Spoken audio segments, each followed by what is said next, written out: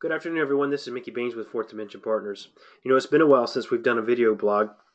So today I thought we'd turn the table a little bit, and instead of having the camera pointed at me, why not just have the screen showing here and do a little demonstration for you. And the demonstration today will be on inquiry forms. Now, if you've read anything I've written on the blog here about inquiry forms, you know that I'm a huge proponent of limiting the number of fields you put on your inquiry form. Why? Simply put, study after study have shown that the fewer fields and prompts you put on your form, the higher your submission rate is. And I think one of the magic cutoff numbers is right around 8. So if you have more than 8 fields on your form, you see a bigger decrease in your submission rates.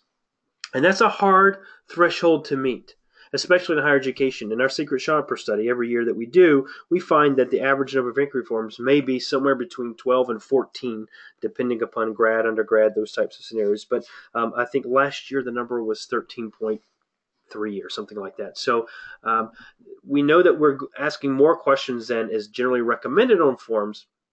The question is, how do you cut them back? And today I thought I would focus on looking at ways to cut them back, but not cutting them back to the point where you can't use the inquiry form as a tool to engage a prospect. Because at the end of the day, you want to provide a prospective student an opportunity to reach out to you electronically to say, hey, I'm interested. And also have them give you enough information that you can engage them. And when I say enough information, I don't mean just a name and an email and phone number.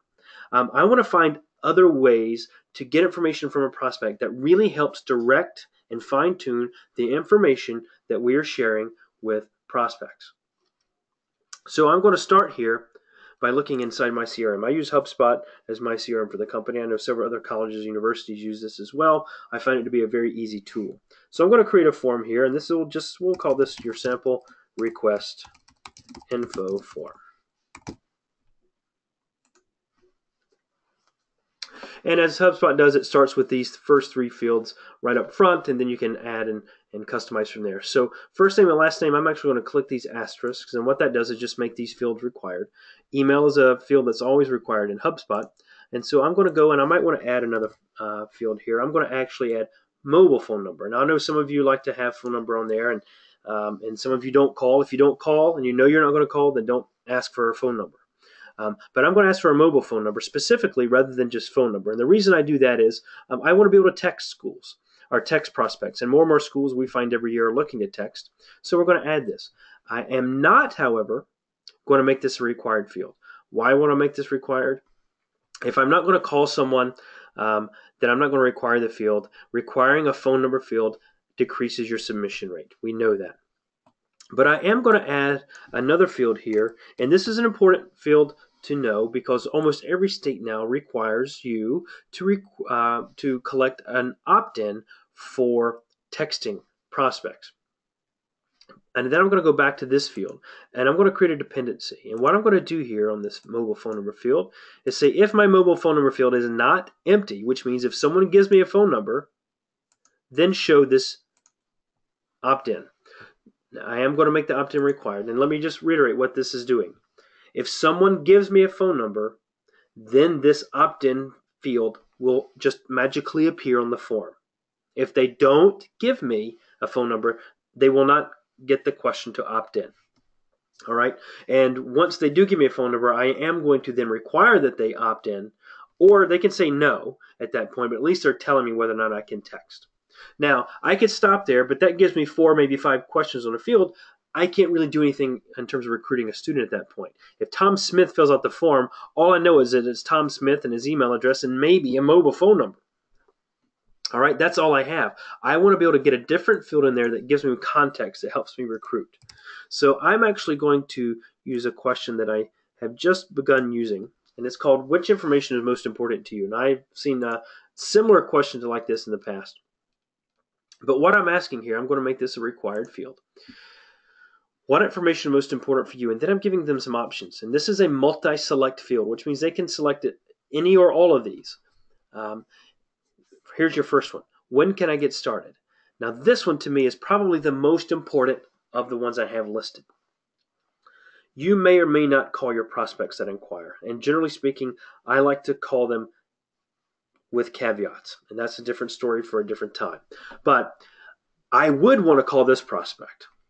So what information is most important for you? And they select, when can I get started? That tells me that here's a prospect that's ready to go.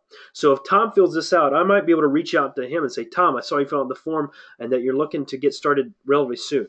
Our MBA program actually starts in 4 weeks. That is a conversation I can have, and Tom may be more willing to accept my call and engage with me because Tom is ready to go. If I don't ask this question and don't know that Tom is asking, when can I get started, then I don't know that there's any urgency there. Yeah, you can ask the semester and term that someone wants to get started, but if you have multiple starts throughout a year, that's difficult to do. So I'm going to ask that. So I'm going to give them the opportunity to tell me that. The next question is, which academic program will help me best advance in my career? This gives me context into why someone may be looking to enroll. If it's career-oriented, I can have those conversations. I know to ask about their career. Are they looking to change careers? Are they looking to advance in their career? I can ask that, but it gives me context. Here's another one. Can I fit this in my schedule?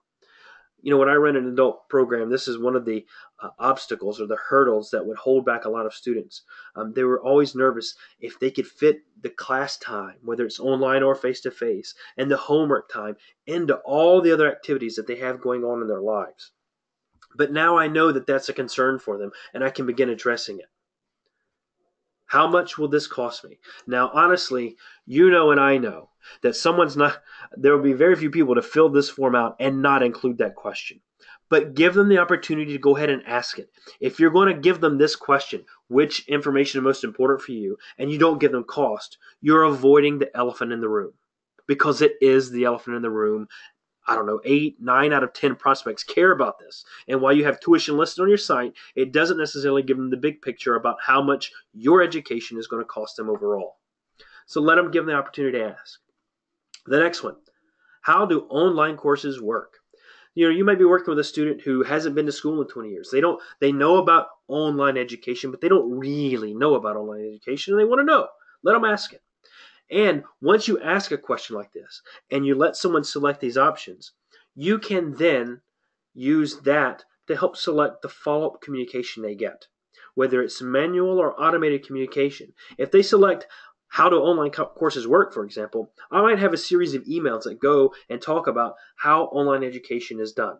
How long does it take to complete an online course? What is the work like in an online course? What is a sample homework assignment in an online course? All of these are content opportunities you can have and you deliver to a prospect to kind of make them feel more comfortable, to help build trust with them so that they are ready to have a conversation with you. And this is a great question that you can ask on your inquiry form that will give you much more insight than simply asking what an academic program is that they're interested in, what semester they want to enroll. All those generic questions that everyone else asks. Think about what your recruitment person can do with this type of question instead. If you have questions about it, let us know. You can reach out to us. Just visit us on our website, fourthdimensionpartners.com. Fill out the contact us form, or you can just drop us an email. Let us know, and we'll happily engage with you and help you work out this question on your inquiry form. So until next time, this is Mickey Baines with Fourth Dimension Partners. Happy recruiting.